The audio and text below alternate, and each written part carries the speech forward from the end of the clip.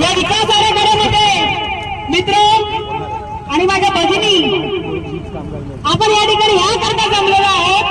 कारण का पनवेल महानगरपालिका ही नेमकं कोणाचा विकास करणार आहे याचा प्रश्न विचारण्यासाठी जमलेलो आहोत। हा विकास आराखडा नक्की कोणासाठी आहे हा प्रश्न विचारण्यासाठी जमलेला आहे की या विकास आराखड्यामध्ये जर आदिवासी बांधवांची व्यवस्था नाही, जर झोपडपट्टीवासियांची व्यवस्था नाही, आपल्या शाळेतील जाणाऱ्या मुलांची व्यवस्था नाही, आपल्या तरुणींसाठी व्यवस्था नाही, इथल्या महिला भगिनींसाठी शौचालयाची व्यवस्था नाही आणि अशा विकास आराखड्यावर जर विकास आराखडा म्हणत असतील तर त्यांना आज आतमध्ये त्यांची शाळा घ्यावी लागेल की विकास आराखडा आणि भकास आराखडा यातला फरक निश्चित रूपाने आपल्याला येणाऱ्या दिवसामध्ये दाखवावा लागेल।